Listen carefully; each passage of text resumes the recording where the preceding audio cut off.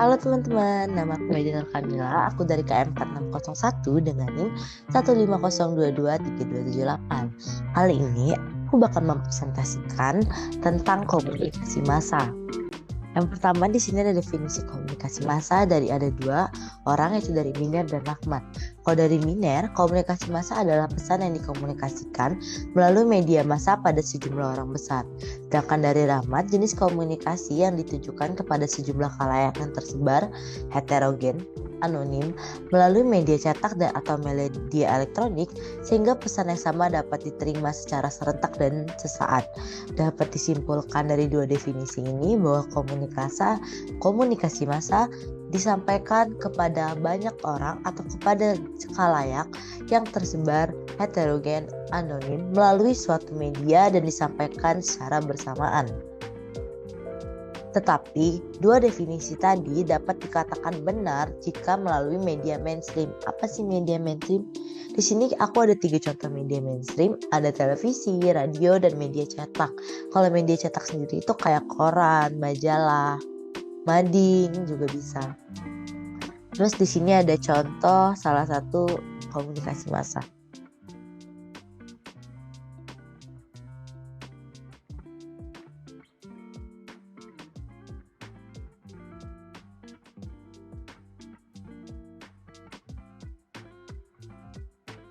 Jadi ini adalah contoh dari komunikasi massa, yaitu di televisi, di media televisi, dan ini adalah iklan yang disampaikan secara sesaat dan serentak.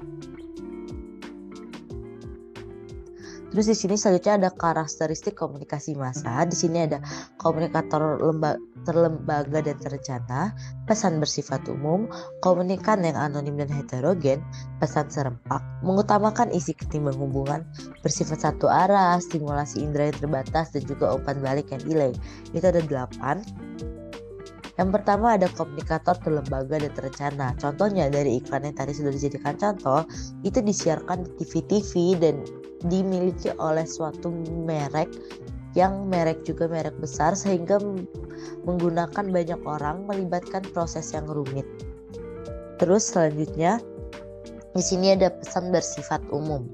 Jadi pesan di sini dikemas secara umum buat seluruh khalayak. Terus selanjutnya komunikan anonim dan heterogen. Penerima pesan media massa tidak dikenal atau anonim, terdiri dari berbagai macam latar belakang, status sosial, usia, dan lain-lain. Makanya disebut heterogen. Terus selanjutnya pesan serempak. Kayak iklan tadi, jika disiarkan di satu televisi, maka akan diputar di banyak TV yang ditonton oleh masyarakat, sehingga disiarkan secara serempak dan sesaat. Terus selanjutnya ada mengutamakan isi ketimbang hubungan. Proses komunikasi lebih mementingkan isi ketimbang hubungan atau penerimaan hubungan dengan penerima atau pemirsa. Contohnya nih kayak iklan tadi disiarin di TV. Mereka tuh gak mikirin ini yang mau nonton siapa ya, kakek saya kah, teman saya kah, pacar saya kah. Intinya bagaimana mereka bisa menyampaikan dan memasukkan ke iklan atau propaganda hingga menjadi pesan yang persuasif dan menarik untuk masyarakat. Terus selanjutnya pesannya bersifat satu arah. Komunikasi massa tidak bisa dijalankan interaktif komunikasi konteks lain. Terus selanjutnya ada stimulasi alat indera yang terbatas. Alat indera yang terstimulasi tergantung media apa yang digunakan. Contohnya kalau kita dengar radio, itu yang kita pakai cuma pendengaran doang. Kalau kita nonton televisi, pendengaran dan mata. Jadi kita nggak bisa menyentuh langsung karena semua komunikasi massa menggunakan media. Makanya stimulasi alat indera di sini yang digunakan itu terbatas. Terus selanjutnya di sini ada umpan balik yang tertunda. Umpan balik yang diterima media massa sebagai mengirim pesan bersifat tertunda atau tidak segera. Misalnya kita dengerin radio, terus kita merasa nih suara orangnya enak, kita puji kayak ini suaranya bagus deh. Itu orang yang menyiarkan radio itu tidak bakal langsung dengar pesan atau umpan balik dari kita. Jadi itu aja karakteristiknya. Terus selanjutnya di sini ada karakteristik isi pesan dan isi pesan media massa. Kalau yang tadi kan karakteristik si media massa, komunikasi massa. Kalau ini karakteristik isi pesan dan media massa. Di sini ada 9, yaitu ada novelty, jarak, Seks atau keindahan, emosi, komedi atau humor, popularitas, konflik, nostalgia, dan human interest. Jadi maksudnya apa sih? Langsung ke contohnya aja. Contohnya di sini ada Mata Najwa. Mata Najwa ini masuknya ke konflik ya, karena Mata Najwa ini biasanya ngundangnya petinggi-petinggi di Indonesia yang sedang ada konflik, menjelaskan tentang konflik seperti korupsi, debat presiden. Jadi berat gitu bahasannya. Terus selanjutnya di sini ada Opera Van Java. Aku sendiri, Opera Van Java ini bisa masuk ke nostalgia dan komedi atau humor. Contohnya yang tadi juga Mata Najwa, itu kalian bisa, mungkin menurut aku itu konflik doang, tapi kalau menurut kalian itu adalah suatu entertainment, itu juga bisa. Jadi sebenarnya karakteristik isi pesan media massa ini tergantung dari perspektif kita, tergantung dari cara pandang kita ke isi pesan media massa itu sendiri. Terus selanjutnya di sini ada fungsi komunikasi massa. Di sini ada 4 fungsi, yang dimana 3 fungsinya dari Harold Laswell dan sisanya dari Charles Wright. Jadi 4 fungsi ini ada surveillance, correlation, socialization, sama entertainment. Kalau surveillance yang pertama itu pengumpulan dan penyebaran informasi. Contohnya kayak ramalan cuaca, terus berita-berita terkini tentang daerah-daerah gitu. Selanjutnya yang kedua ada interpretasi dan analisis informasi tentang lingkungan. Terus selanjutnya ada socialization atau mengkomunikasikan informasi dan nilai dan norma sosial. Ini contohnya ada on the spot. Jadi intinya ini bisa dibilang sebagai ajang pendidikan di mana memberikan informasi-informasi, nilai-nilai dan norma yang dapat dipelajari. Selanjutnya yang terakhir ada entertainment, yaitu kegiatan memberikan hiburan tanpa mengharap efek tertentu. Contohnya kayak sepak bola kan hiburan. Selanjutnya di sini ada efek komunikasi massa. Efek komunikasi massa itu ada 3.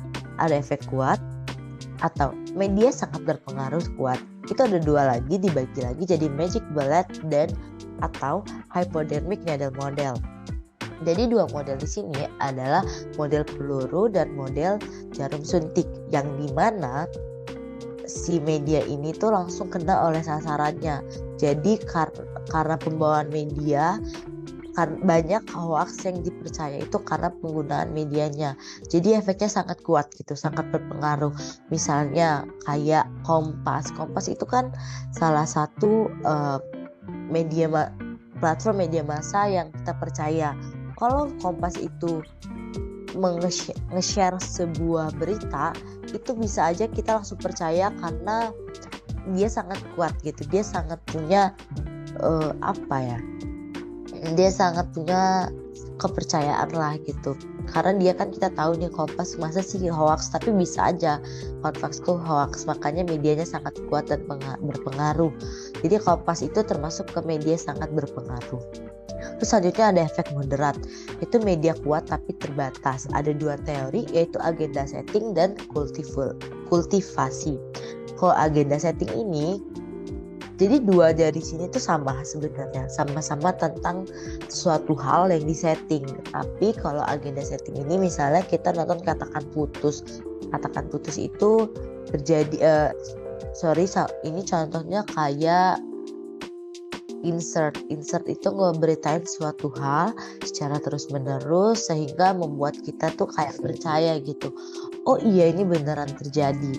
Sedangkan kalau kultivasi itu contohnya Katakan Putus, kita udah tahu nih ini tuh nggak mungkin ini tuh ada kemungkinan buat tidak terjadi, tapi karena kita suka nonton Katakan Putus, kita senang sama konten-kontennya, kita menganggap itu adalah hal terbiasa yang terjadi, padahal itu juga disetting. Jadi perbedaannya adalah kalau agenda setting itu dari lembaganya, kalau teori kultivasi itu kita yang mengklaim bahwa itu beneran terjadi.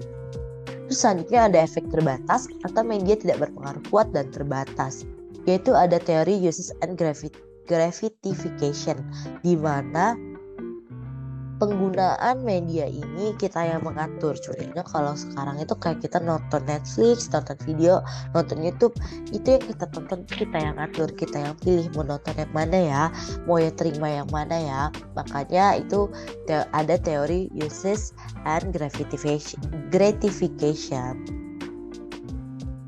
Nah, sekian dari saya, mohon maaf bila ada kesalahan. Wassalamualaikum warahmatullahi wabarakatuh. Bye bye.